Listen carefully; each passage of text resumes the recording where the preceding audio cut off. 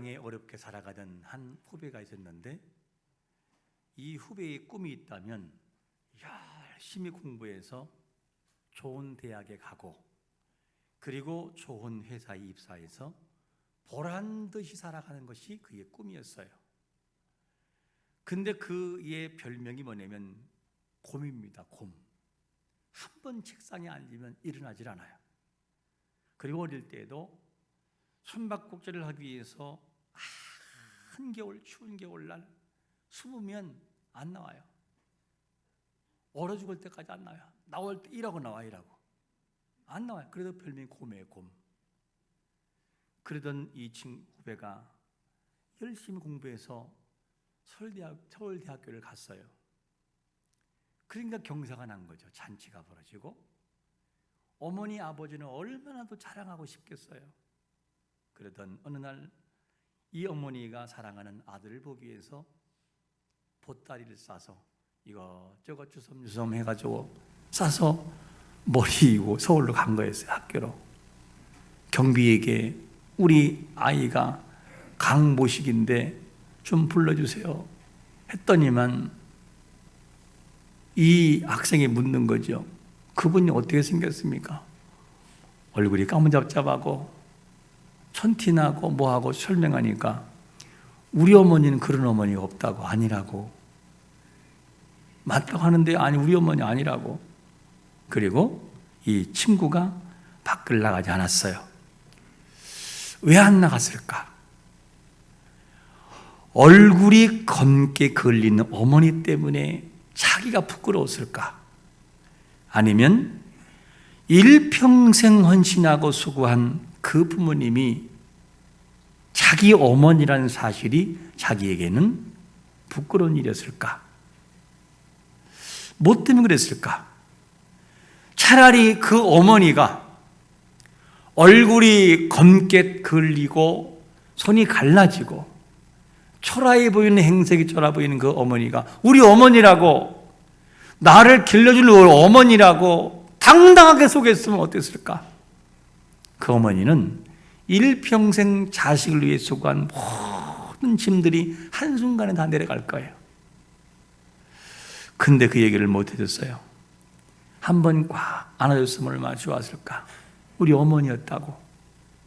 그러면 너무 좋았을 텐데. 그의 어머니 발걸음이 어땠을까요? 아마 어머니는 가면서 울었을 거예요. 내가 저런 아들을 낳고 서울대학을 보내고 죽도록 고생했는데 나를 모른다는 저 아들을 바라볼 때 어떤 마음이 들을까?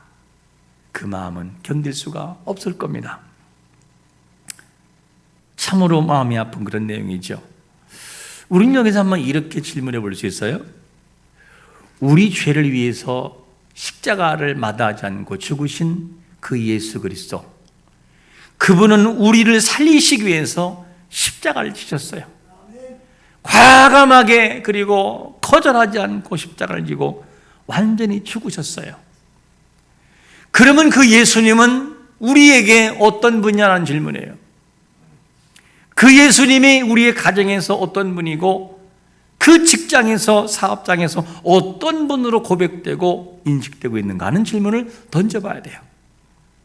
일평생 자식을 위해서 수고한 그 어머니가 우리 어머니가 아니라는 그 모습과, 우리의 직장과 가정과 사업장에서 나 예수 안 믿어요, 안 믿는 사람처럼 행동하는 것과 뭐가 다른가? 우리 한번 질문해 봐야 돼요. 오늘 본문에도 십자가에 대한 이야기가 나와요. 예수 그리스도의 십자가. 근데 해석이 달라요. 세 부류가 있는데 두 부류는 같은 부류, 한 부류는 달라요. 그러면 첫 번째와 두 번째 사람은 어떤 사람들이냐? 첫 번째를 보니까 뭐라고 말씀하냐면 유대인과 헬란이라고 소개를 해요. 22절에 보니까 유대인은 뭘 구하고요? 표적을 구하고, 헬라인은 지혜를 구한다는 거예요. 자, 그러면 유대인들의 특징이 뭐냐면 표적을 구하는 거예요. 표적. 표적이 뭐냐면 눈으로 구체적으로 보는 현상을 표적이라고 그래요. 유대인들의 특징이 있다면 표적을 보여달라. 그러면 내가 믿겠다는 거예요. 이게 특징이에요. 우린 여기서 한번 이렇게 질문해 볼 수 있어요. 신앙생활 하면서 표적을 구하는 것이 잘못입니까? 하는 질문이에요. 아니, 표적을 구하는 게 잘못인가? 우리도 기도하면서 구하잖아요. 하나님, 하나님의 살아계심을 보여주옵소서. 이렇게 기도하잖아요. 뭐가 잘못인가요? 아담과 하와는 누구와 함께 거닐죠? 하나님과 에덴 동산에서 거닐어요. 하나님과 거닌다니까 같이요. 이야기도 하고 같이 함께 하고 있잖아요. 그런가 하면 모세도 하나님과 함께 하심을 보고 애굽으로 가잖아요. 그런가 하면 다윗도 하나님이 함께 하심을 경험하기 때문에 다 하나님을 의지하지 않지만 나는 만군의 여호와 이름으로 나간다고 고백하잖아요. 아니, 그러면 유대인들이 표적을 구하는 것이 잘못인가? 표적을 구하는 것이 잘못은 아니에요. 그러나 표적만을 구하면서 표적이 있어야만 하나님의 능력이라고 생각하는 것은 잘못이에요. 하나님께서 모세를 애굽에 보낼 때에도 그냥 보내지 않아요. 표적을 보여줘요. 어떻게? 모세야, 지팡이 던져봐. 뱀이 돼버리네. 손 넣어봐봐.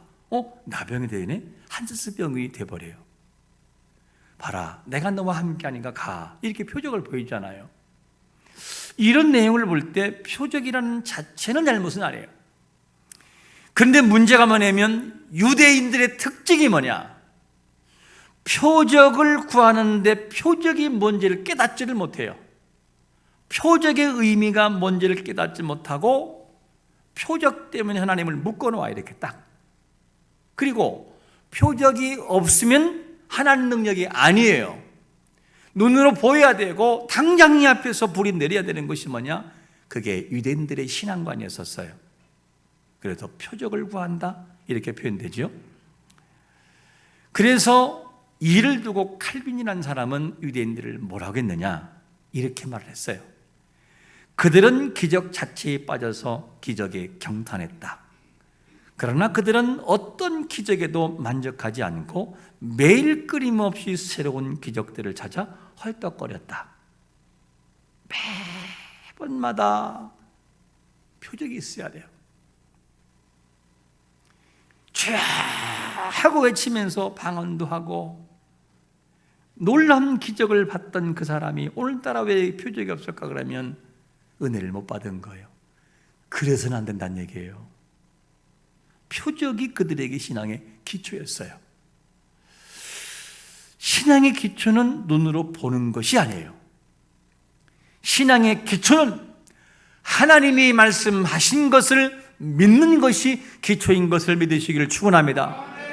말씀하신 것을 믿는 게 기초라니까요. 이 기초가 되지 않으면 우리 신앙은 병들고 말아요. 여러분, 우리 자신들이 하나님께 기도할 때 나에게 다소시 다가오고 사랑하더라, 내가 너를 얼마나 사랑한 줄 아느냐, 그리고 내 마음속에 다가오고 위로하는 것으로도 오시기도 하고 아무리 말씀하지 않을 수 있어요. 때로는 어떤 예배를 드리다가 오늘따라 말씀을 통해서 그거였구나 할 때도 있어요.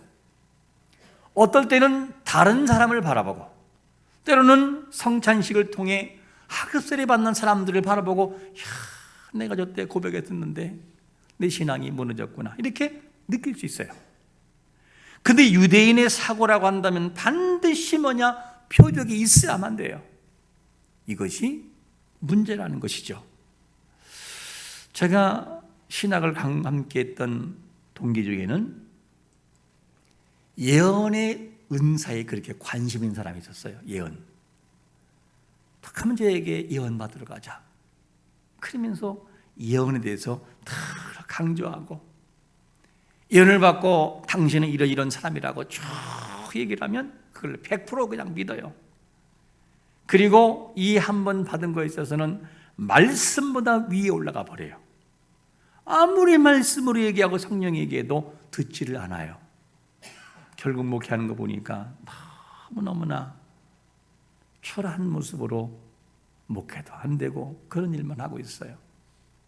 여러분, 하나님은 우리에게 표적을 보여주지 않아도 이미 우리의 입술을 통하여 예수를 고백하고 믿는 것은 우리에게 이미 표적을 보여주고 있는 것과 마찬가지예요. 하나님이 나와 함께 하심을 내가 고백하고 있잖아요. 주님을 고백하고 신앙 고백을 하고 나의 구주라고 고백하는 사실 자체가 뭐냐면 그게 이미 나에게 표적을 보호하고 있는 것과 다를 바가 없다니까요. 내 눈에 증거 안 보여도 나를 사랑하시는 주님을 조금도 의심하지 않기를 축원합니다. 우리 눈에 표적이 보이지 않아도 우리와 함께 하시는 하나님을 믿어야 되는 이유가 어디 있느냐? 우리 한번 로마서 8장 15절과 16절을 같이 읽겠습니다. 시작. 너희는 다시 무수하는 종을 받지 아니하고 양자의 영을 받았으므로 우리가 아빠 아버지라 부르짖느니라. 성령이 친히 우리의 영과 더불어 우리가 하나님의 자녀인 것을 증언하시나니 성령 하나님이 내 마음속에 계심으로 하나님을 아버지라 부를 수 있는 자격이 부여된 걸 믿으시기를 축원합니다. 뭐를 더 우리 표적을 구해야 되죠? 우리에게는 유대인의 사고를 가지고 나가서는 안 되는 거죠. 하나님은 우리의 모든 걸 알고 계셔요. 은밀한 곳에 모든 걸 다 알고 계셔요. 나의 은밀한 걸 다 아시기 때문에 마태복음 6장 6절에서 뭐라고 하느냐? 너 기도할 때 골방에 들어가 기도해라. 내가 너 은밀한 중에 기도하는 건 내가 다 알고 있어. 갚아줄게. 걱정하지 마. 이렇게 말씀하셔요. 문을 닫고 당시에 히브리 문화인들은 길거리에다가 기도했지만 아니는 그러지 말고 문 닫고 기도해. 내가 다 알고 있어. 보고 있어. 이렇게 말씀하잖아요. 표적이라고 하는 것이 우리에게 필요하기는 하나 매번 표적에 헐떡이는 신앙이 되지 않기를 축원합니다. 그게 우리에게 필요해요. 눈으로 사람의 눈을 의식하지 않아도 하나님은 우리를 알고 있다니까요.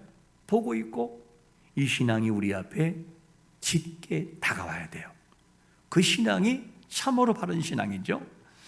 표적을 구하는 것이 유대인이라면 그러면 헬라인은 어떤 신앙의 사고가 있을까? 헬라인들은 지혜를 구한다는 거, 지혜. 이들은 이성적으로 이해가 안 되면 안 믿어요. 신앙인도 그런 사람이 있거든요. 이 설교가 아니면은 어디 가서 저건 지적이지 않은데 이렇게 다가오고 자기에게 안 맞으면 말씀이 아니라고 생각을 해요.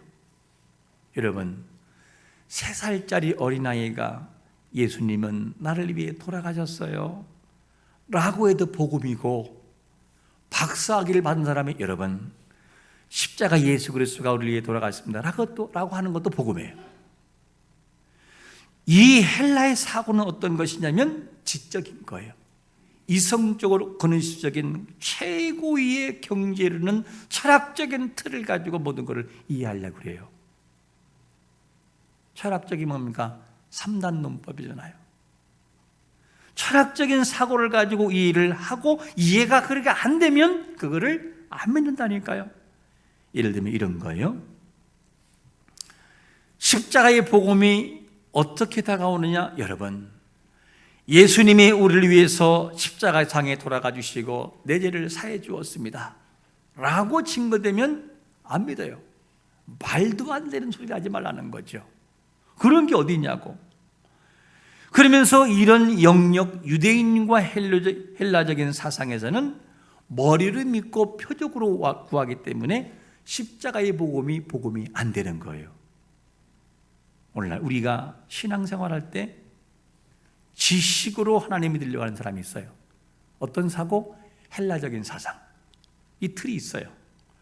어떤 사람은 표적, 능력 이런 것도 있어야만 하나님의 능력이라고 생각을 해요. 유대적인 사상이죠. 우리 이런 틀을 깨버리고 머리로가 아니고 표적으로 보는 것만이 기적이 아니라 이미 완성된 말씀으로 나에게 주시는 말씀 따라서 믿고 나가는 자체가 신앙의 기본이 되어야 됨을 믿으시기를 축원합니다. 그래야 흔들림 없는 신앙이 돼요. 눈에 안 보여도 나에게 음성이 들리지 않아도 여전히 나를 사랑하시는 하나님, 그분은 나의 아버지라는 사실을 믿음으로 믿어야 돼요. 이게 중요한 거예요. 그러므로 구원의 원리를 믿음으로 이해하려고 하지 말고 마음으로 믿어 의에 이르면 곧 그것이 구원의 하나님을 믿는 것임을 믿으시기를 축원합니다. 그러면 하나님의 부르심 받은 사람들은 예수를 믿어 하나님의 자녀가 됐어요. 이런 사람들은 십자가의 도가 어떻게 다가오냐는 거죠. 유대인들은 표적, 헬라인들은 지식, 지혜를 가지고 일을 하려고 했는데 구원받은 오늘날 우리에게, 그리고 유대인이지만서도 예수 안에 있는 사람들, 헬라님이지만서도 예수 안에 있는 사람들은 십자가가 어떻게 다가오냐, 이 질문을 던져봐야 돼요. 두 번째로 뭐라고 말하냐면 하나님이 뭐라고요? 능력이라는 거예요. 우리 한번 같이 18절을 같이 읽어보겠습니다. 시작. 십자가의 도가 멸망하는 자들에게는 미련한 것이요 구원을 받는 우리에게는 하나님의 능력이라. 할렐루야. 십자가의 도가 뭐죠? 도? 십자가의 복음이 뭐냐는 거죠. 이 십자가의 복음은 단순한 거예요. 우리는 죄인이었습니다. 아담의 후예로 아담은 인류의 대표가 되기 때문에 아담이 지은 죄가 곧 우리에게 유전돼서 나도 죄인입니다. 이 죄를 해결할 수 없습니다. 나는 절대 해결할 수 없습니다. 왜? 내가 죄인이기 때문에. 그리고 네 죄를 해결하는 방법은 오직 하나. 죄가 없는 인간이 그 죄인을 위해 피 흘려 돌아가 죽어야 되는데 이 세상에는 죄가 없는 사람이 한 명도 없습니다. 그래서 어쩔 수 없이 한 길밖에 없어요. 하나님의 아들이신 예수님이 인간의 몸을 입으셔서 이 땅에 인간으로 오시는 거예요. 죄가 있는 사람의 모양의 모습으로. 그리고 신이신 그분이 직접 가장 낮은 자리에서 인간의 죄, 우리의 죄를 위해서 대신 죽어주신 거예요. 네 죄 갖고 와라. 내가 다 짊어져 죽는다. 그리고 십자가상에 돌아가 죽으셨어요. 내가 해야 하고 내가 이루어야 될 의의를 예수님이 대신 이루어 놓았어요. 그리고 우리는 이 이루어 놓으신 예수 그리스도의 의의를 내가 믿으면 의의가 나의 의의라고 인정해 주시는 이 자체.